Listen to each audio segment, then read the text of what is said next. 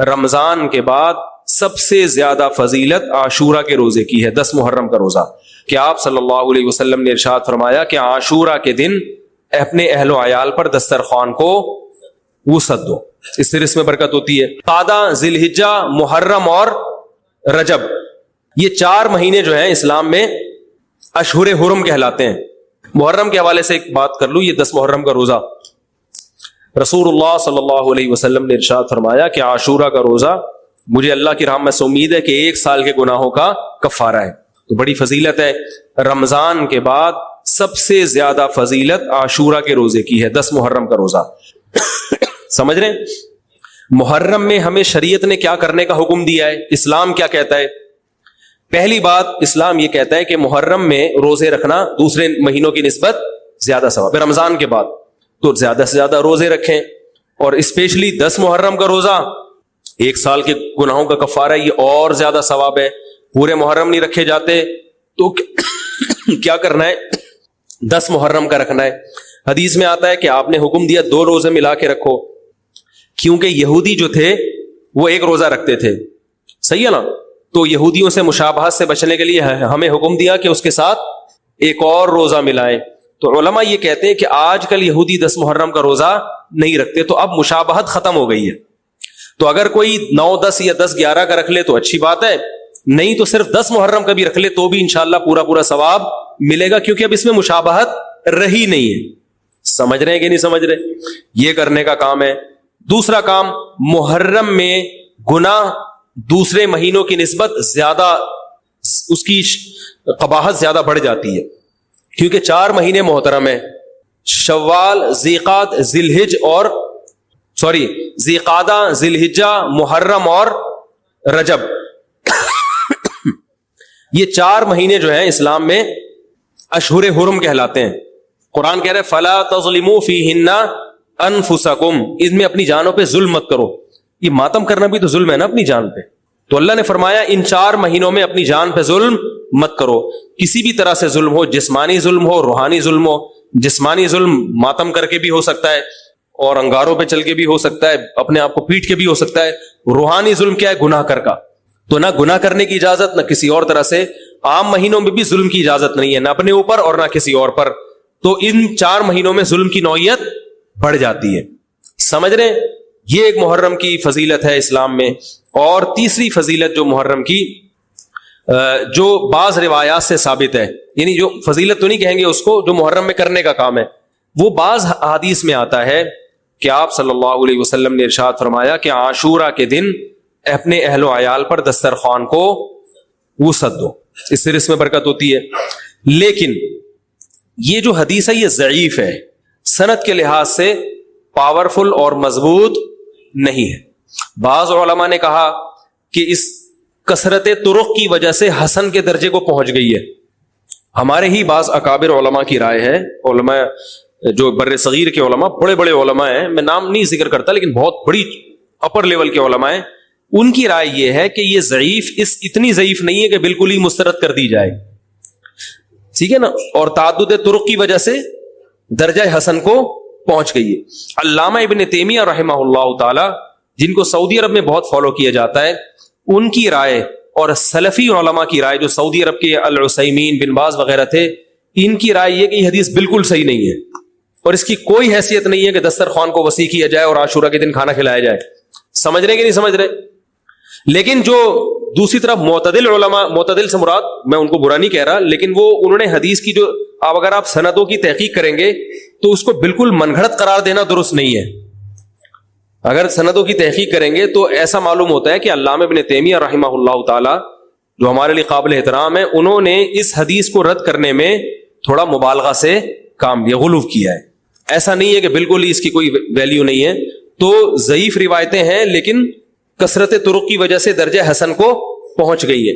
سمجھ رہے کہ نہیں سمجھ رہے؟ اس وجہ سے بعض علماء کی رائے، بلکہ جمہور کی رائے یہی ہے کہ محرم میں اگر کوئی اپنے بچوں کو جمع کر کے اچھا کھانا کھلا دیتا ہے 10 محرم کو، اور یہ حلیم شاید یہیں سے نکلا ہے، میں شاید یہیں سے نکلا ہے کہ یوں تو وہ اچھا کھانا ہو جائے گا، تو وہ کہتے ہیں کوئی حرج نہیں ہے۔ لیکن ایک بات جو دوسرے علماء کہتے ہیں جو میری بھی سمجھ میں آتا ہے, بلکہ میں نے پہلے کہیں پڑھا تو نہیں, میرا دماغ اس طرف گیا, لیکن اس کی تائید میں علماء کے فتاوی مل گئے. دیکھو اگر کوئی حدیث ضعیف ہو یا حسن ہو تو صرف حسن ہونا کافی نہیں ہے, یہ دیکھا جائے گا کہ یہ دوسری صحیح حدیثوں سے ٹکرا تو نہیں رہی ہے. یہ بھی ایک فقہ کا اصول ہے کہ اگر ایک کمزور چیز ہے لیکن وہ طاقتور دلیل سے ٹکرا رہی ہے تو پھر اس کمزور چیز کو بالکل رد کیا جائے گا. تو عاشورہ کے دن روزہ رکھنے کا حکم ہے, یہ بالکل بخاری مسلم کی صحیح حدیث سے ثابت ہے. اور جو کھانا کھلانے والی روایت ہے وہ اس ٹکر کی نہیں, اس کو تو ابن تیمیہ جیسے محقق نے بالکل ہی کالعدم قرار دے دیا, بعض عرب علماء نے بھی بالکل کالعدم قرار دے دیا, اگرچہ ہماری رائے ہے کہ بالکل کالعدم نہیں ہے, لیکن بہرحال اس میں محدثین کا بڑا اختلاف ہوا ہے. جبکہ روزہ رکھنے والی جو روایات ہیں وہ بالکل بے غبار ہے, ان کو سب صحیح مانتے ہیں. تو کھانا کھلانا اور روزہ جمع بولو بھائی نہیں ہو سکتا, اس لیے کہ اگر وہ روزے کا دن ہے تو کھانے کا دن نہیں ہے, کھانے کا دن ہے تو روزے کا نہیں. ابن تیمیہ رحمہ اللہ تعالیٰ کی رائے یہ ہے کہ بعض لوگوں نے شیعہ کی مخالفت میں غلو کیا ہے.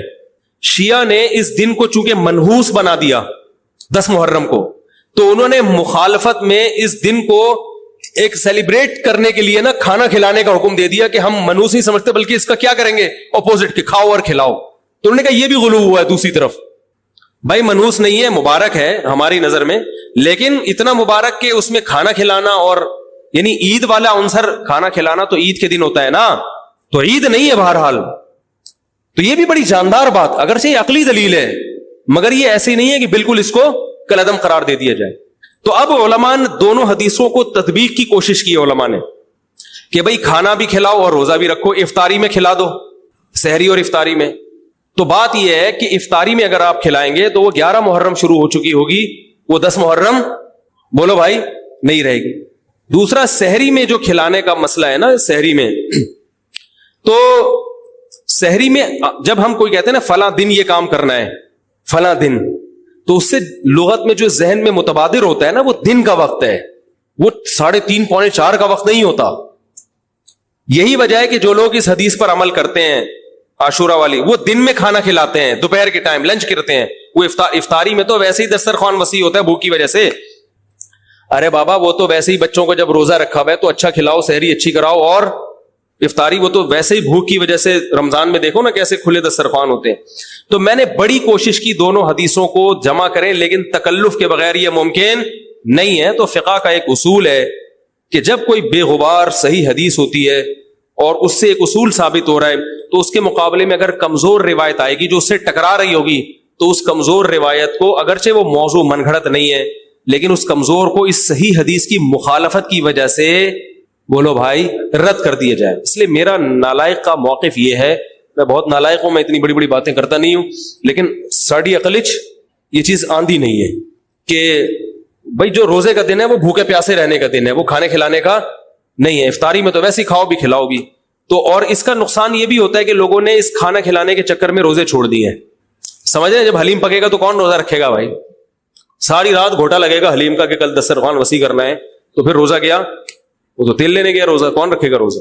تو وہ حدیث صحیح حدیث کی بالکل اس میں ٹائٹ قسم کی مخالفت ہو رہی ہے, ٹھیک ہے نا. تو نالائق کی رائے, پھر بھی اگر کوئی دوسرے علماء کی رائے کو فالو کرتا ہے تو وہ کھائے بھی کھلائے بھی. میں کہتا ہوں جو مضبوط چیز ہے اس کو لینا چاہیے, جو کمزور چیز ہے اس کو چھوڑ دینا چاہیے. ہمارے حضرت مفتی رشید احمد صاحب رحمہ اللہ ایک بات کہتے تھے کہ جہاں کھانا کھلانے کی حدیث آئے گی نا وہاں مسلمان اس کو لے ہی لے گا. کھانے پینے کی جہاں بات آئے گی مسلمان کیا کرتا ہے, وہ کہتا ہے بھائی یہ صحیح ہے, یہ بالکل صحیح حدیث ہے, ٹھیک ہے نا. وہ کیا کرتا ہے, جن علماء کی تحقیق ہے وہ تو تحقیق سے کہہ رہے ہیں, لیکن عام پبلک کی عادت یہ ہوتی ہے کہ فتویٰ بھی اسی کا فالو کریں گے جہاں کھلانے کا تذکرہ.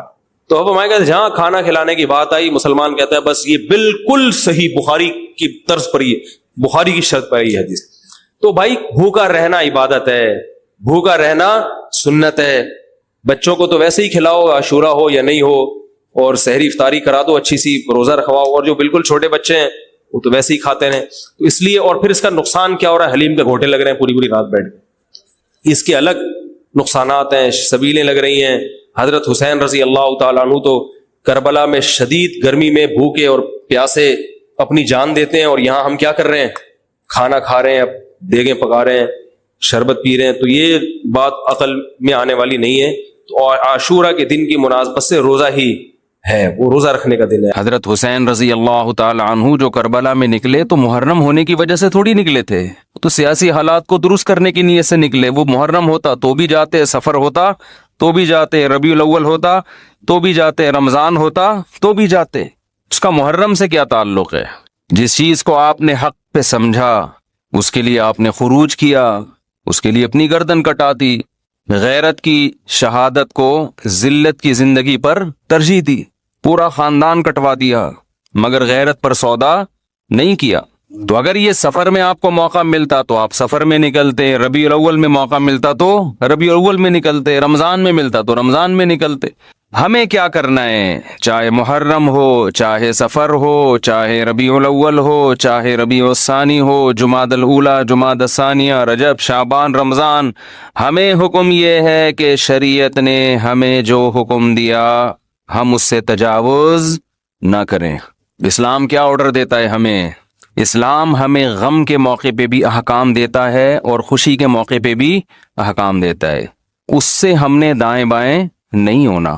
الذین اذا اصابتهم مصیبة قالوا انا للہ وانا الیہ راجعون۔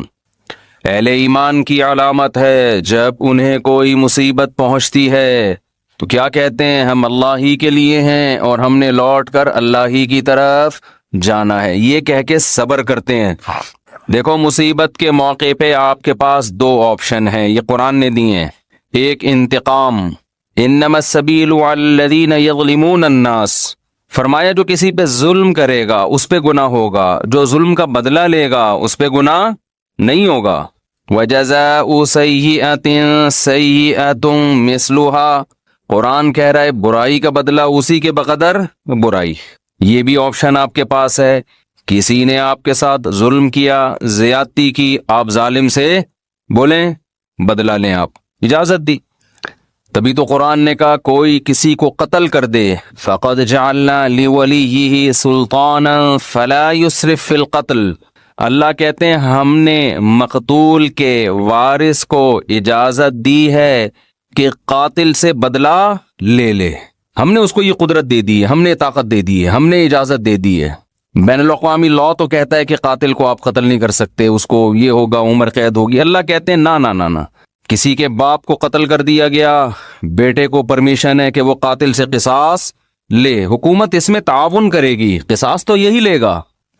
حکومت کا کام ہے قاتل کو پکڑ کے مقتول کے وارث کے حوالے کرنا، بتا بھائی چھوڑنا چاہتا ہے یا مارنا چاہتا ہے، حکومت کا یہ کام ہے۔ حکومت چھوڑ نہیں سکتی آپشن، کیونکہ گورنمنٹ کا بندہ نہیں گیا ہے، بندہ تو جس کا گیا اس کو تکلیف ہوئی ہے نا۔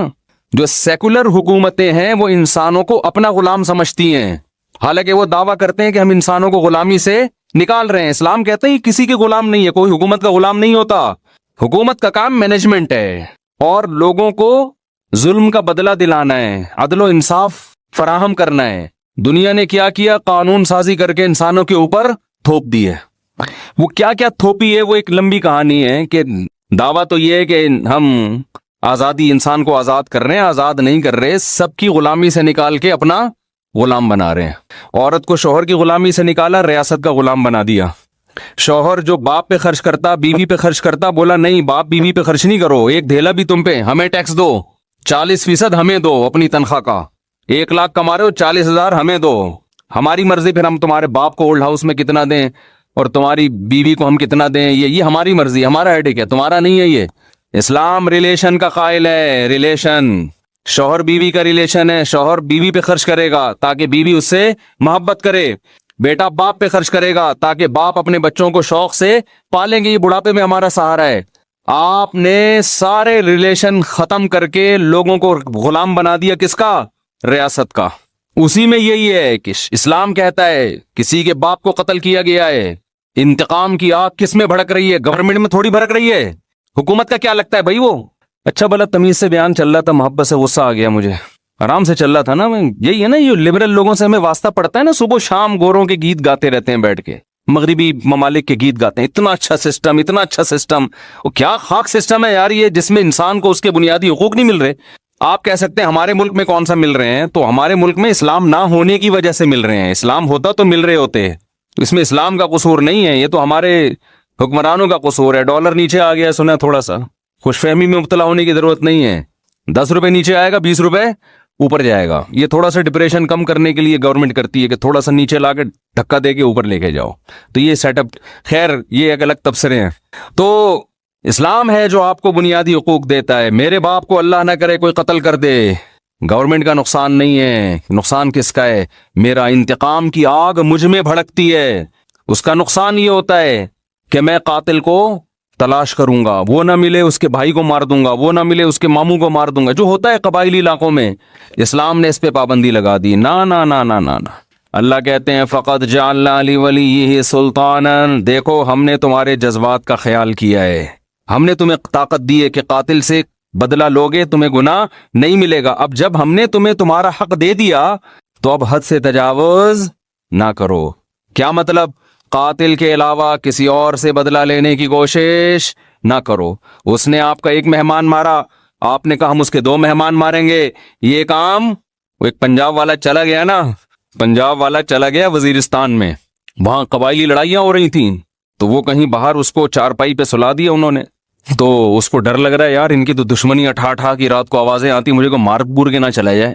اس نے دروازہ بجایا, بھائی مجھے اندر سلا. اس نے کہا کیوں, گھبرا کیوں رہا ہے؟ اس نے کہا مجھے ڈر ہے آپ لوگ کی دشمنیوں میں نہ مارا جاؤں. اس نے کہا فکر نہ کرو, وہ ہمارا ایک مہمان مارے گا, خدا کی قسم اس کا 10 مہمان مارے گا. اس نے کہا بھائی اس کا تم 10 مارو 20 مارو, ہم تو مر گئے نا, ہم تو گئے کام سے. تو دیہاتی علاقوں میں چاہے بلوچستان ہو, چاہے اندرون سندھ ہو, چاہے کے پی کے ہو, چاہے پنجاب ہو, یہی ہوتا ہے. جہاں قانون نہیں ہے وہاں کیا ہے, قاتل نہ ملے تو جو ملے اس کو مار دو.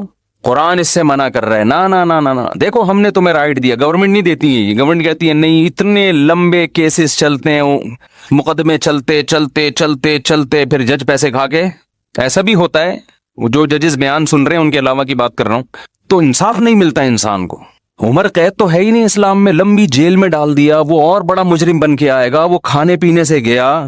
یہاں کتنا اچھا قانون بنایا کہ قاتل کو پکڑ کے حکومت کیا کرے گی, باپ کو مارا ہے تو بیٹے کے حوالے, شوہر کو مارا ہے تو بیوی کے حوالے, لے بھائی اپنے میاں کا بدلہ لے لے.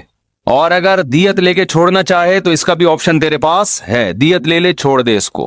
پھر قرآن نے دیت کی ترغیب دی, وَمَنْ عُفِيَ لَهُ مِنْ أَخِيهِ شَيْءٌ, جس کو اپنے بھائی کی طرف سے معافی مل گئی. یعنی اللہ مقتول کے وارث کو کہہ رہے ہیں قاتل بھی تمہارا دینی بھائی ہے, تو بھائی سمجھ کے چھوڑ دو. ترغیب دی ہے, زبردستی نہیں کی اسلام نے. حالانکہ اللہ تو زبردستی بھی کر سکتا ہے نا کہ چھوڑنا پڑے گا, لیکن اللہ کہہ رہے میں ایسے قانون کیوں بناؤں, حالانکہ وہ خدا ہے, اس کو ہم پہ حق ہے, پھر بھی وہ کہہ رہا ہے کہ ایسے قانون کیوں بناؤں کہ انتقام کی آگ بھڑکے ان کے دل میں. جو خدا جب ہمارے جذبات کی رعایت کر رہا ہے تو گورنمنٹ کون ہوتی ہے جو رعایت نہ کرے؟ بھائی اللہ حکومت سے بڑا ہے کہ نہیں ہے؟ اس کو ہم پہ زیادہ قدرت ہے. تو قرآن نے کیا کہا, ترغیب دی کہ اس کو کیا کرو, معاف کرو. بہتر یہ معاف کر دو, دیت لے لو, پیسے لے کے چھوڑ دو, اس سے تمہاری غربت دور ہو جائے گی, تمہارا نقصان ہوا اس کی تلافی ہو جائے گی. اے اللہ اس سے تو ہم اگر دیت لے کے چھوڑیں گے یہ تو غیرت کے خلاف ہے. ہمارے باپ کو مارا, وہ قیامت میں کہے گا کہ پیسے لے کے چھوڑ دیا. تو اللہ کہتے ہیں نا نا نا نا نا نا نا, یہ دنیا کا سزا ہے, آخرت میں قاتل کو معاف نہیں کروں گا. دنیا میں تو قاتل سے قصاص لے بھی لیا جائے نا, گردن اڑا بھی دی جائے تو اس کا جرم تھوڑی معاف ہوتا ہے, اس لیے کہ جس کو مارا ہے اس نے تو بدلہ ابھی لیا نہیں ہے. دیکھیں جب کوئی قتل کرتا ہے 2 نقصان ہوتے ہیں, ایک تو جو بندہ مارا اس کا نقصان وہ گیا, دوسرا اس کے لواحقین کا نقصان. تو ابھی تو لواحقین کی تلافی ہوئی ہے, جو بندہ گیا ہے اس سے تو آخرت میں حساب لیا جائے گا. میں سمجھا پا رہا ہوں اپنی بات کہ نہیں سمجھا پا رہا؟ ابھی میں نے محرم پہ بیان کرنا ہے, لیکن یہ قصاص کی بات درمیان میں آ گئی. میں یہ بتانے کے لیے کہ ہر چیز کا ایک ضابطہ لا بیان کیا ہے اسلام نے. تو قرآن کیا کہہ رہے, قاتل کو فلا یسرف فی القتل, ہم نے اجازت دے دی ہے تو قتل میں حد سے تجاوز نہ کرو. نمبر 1 حد سے تجاوز کیا ہے, جس نے قتل کیا اس کے علاوہ کسی اور کو مارنے کی کوشش نہ کرو. کہ جی اس کا چاچا آ گیا تو اس کا ماموں آ گیا تو اس کا خالو آ گیا, اس کو اڑا دیا. نا نا نا نا. نمبر 2 قتل کرنے میں بھی حد سے تجاوز نہ کرو, اس کو تڑپا کے مت مارو. تبھی حدیث میں آتا ہے لا قواد الا بالسیف, قصاص لیا جائے گا تلوار سے, اس میں تکلیف کم ہوتی ہے. سعودی عرب میں گردنیں اڑائی جاتی ہیں نا, دیکھی ہوں گی آپ نے, اب تو وہاں بھی آہستہ آہستہ کم ہو رہا ہے. اس میں کیا کرتے ہیں, جلاد ادھر ایک تلوار لگاتا ہے گردن پہ پیچھے, جیسے ہی تلوار لگتی ہے آپ کی جتنے بھی کنیکشن ہے نا دماغ اور باڈی کا فوراً ختم، تکلیف کا احساس ختم. ادھر قاتل کی گردن الگ ہوئی، قاتل تڑپتا ہوا نظر آتا ہے مگر اسے تکلیف بولو نہیں ہوتی، کیونکہ دماغ اور باڈی کا کنیکشن کیا ہو گیا ختم. تو وہ تکلیف کیسے محسوس کرے گا؟ لیکن دہشت بہت ہوتی ہے، کیونکہ جس طرح اس کی گردن الگ ہو کے گرتی ہے اور جس طرح اس کی لاش تڑپ رہی ہوتی ہے، اس سے لوگوں پر ایک دہشت طاری ہو جاتی ہے اور لوگ قتل سے بچ جاتے ہیں کہ یار ہمارا بھی انجام ہوگا. کتنا پیارا حکم ہے کہ جو قتل کا مقصد تھا لوگوں کو بچانا آئندہ جرم سے، وہ مقصد پورا حاصل ہو رہا ہے اور قاتل کو تکلیف کم سے کم دی جا رہی ہے. میں سمجھا پا رہا ہوں اپنی بات؟ لیکن جو اسلام مخالف قوتیں ان کا قانون کیا ہے؟ بند کمرے میں لٹکاؤ. بند کمرے میں کسی کو عبرت ہوگی ہے بھائی؟ ایک صاحب سعودی عرب سے آئے، بہت پرانی بات ہے، انہوں نے کہا کہ میں نے پہلی دفعہ سعودی عرب میں جب قصاص دیکھا نا، گردن اڑائی، تو میں 2 گھنٹے کانپتا رہا ہوں کھڑے ہوئے. بتاؤ جس نے یہ منظر دیکھا ہو وہ خود کسی کو قتل کرنے کی جرت کر سکتا ہے؟ حالانکہ بلوچ تھے، وہ ہمارے دوست تھے اور بڑے مضبوط بلوچ تھے. بلوچ تو ویسے ہی مضبوط عام طور پر ہوتے ہیں، بہادر بھی ہوتے ہیں. ان کو وہ کہہ رہے پھر بھی میں کیا کر رہا ہوں، ایسے کانپ رہا ہوں میں. تو بتاؤ یہ دہشت کے بعد کوئی ہمت کرے گا؟ لیکن جس کو قتل کیا ہے قصاصاً اس کو تکلیف بولو کم سے کم. لیکن جو اسلام مخالف قانون ہے وہ ہے پھانسی. بند کمرے میں کیا کرتے ہیں؟ پھانسی لٹکا دیتے ہیں. اس میں قتل ہونے والے کو تکلیف اور اذیت بے انتہا ہے. گلا گھونٹ کے مارو کسی کو، آپ اپنا گلا گھونٹیں تھوڑی دیر کے لیے، اندازہ ہو جائے گا اس میں کس قدر اذیت ہوتی ہے. لیکن عبرت کا پہلو اس میں کیا ہے؟ 0، کیونکہ بند کمرے میں چھپا کے ہوتی ہے. ایک نقصان تو یہ. دوسرا نقصان، جب کھلے عام قصاص لیا جاتا ہے جو اسلام کا حکم ہے، اس میں معافی کا آپشن بہت زیادہ ہے.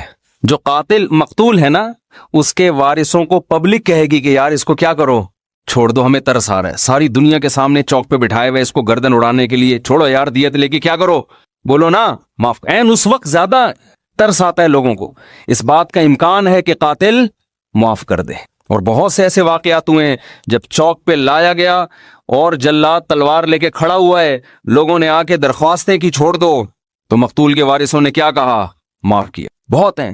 بند کمرے میں پھانسی میں یہ حکمت یار نہیں بول رہے رفیع بھائی، پولیس لے کر آؤ. جملہ آپ کو جو سینٹنس جو ہے جملہ کمپلیٹ کیا کریں، جس سے مجھے احساس ہوتا ہے کہ دیکھو میں پوری بیداری کے ساتھ بیان کر رہا ہوں. 1.5 پراٹھے کھا کے بیٹھا ہوں میں یہاں پہ.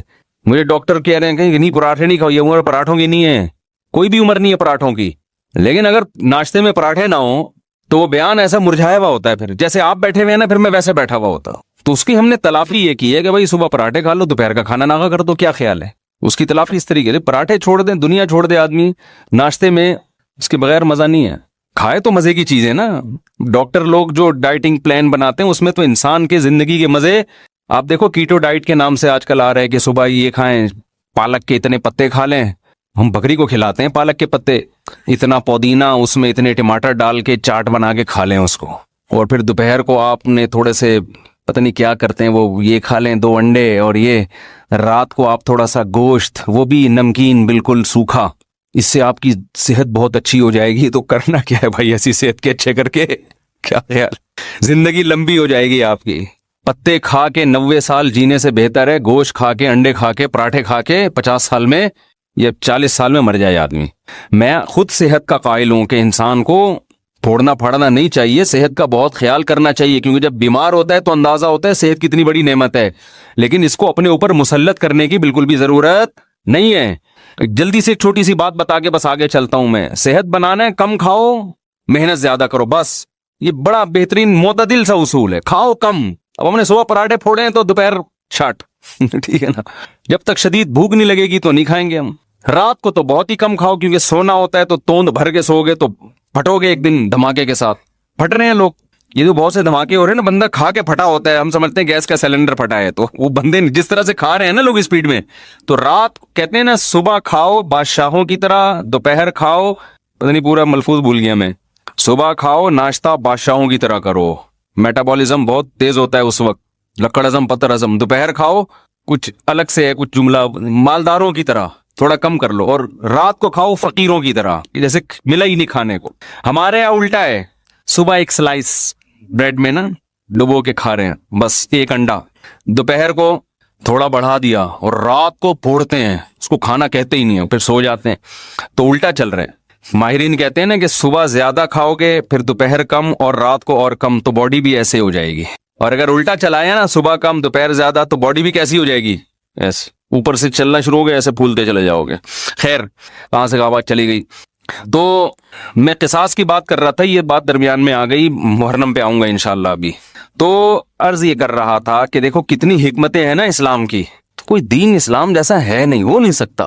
تو اس میں معافی کا بھی چانس زیادہ ہے کہ قاتل کو معاف کرنے کا آپشن اس میں زیادہ ہے. جب کھلے عام ہوگا تو انسان کا دل نرم ہو جاتا ہے, چل بھائی چھوڑ دیا میں نے, لوگ بھی اس کو ترغیب دیتے ہیں. تکلیف کم سے کم ہے جس سے قصاص لیا جا رہا ہے. اچھا ایک اور فائدہ کیا ہے, دنیا میں لا بنتے ہیں, قانون بنتے ہیں, بڑے بڑے ماہرین بحث کرتے ہیں کہ یار اگر ہم قاتل کو قتل کر دیں گے, پھانسی دے دیں گے, تو ایک بندہ تو مرا ہی ہے انسان, اس کے بدلے میں ایک اور کو ہم نے مار دیا, تو یہ کون سا کمال کر لیا. سمجھ میں آ رہی ہے بات؟ یعنی قتل کو روکنے کے لیے ایک اور بندے کو قتل کر دینا, یہ کون سا کمال ہے. دنیا میں جو لوگ بھی پھانسی کی سزا کے خلاف ہے نا,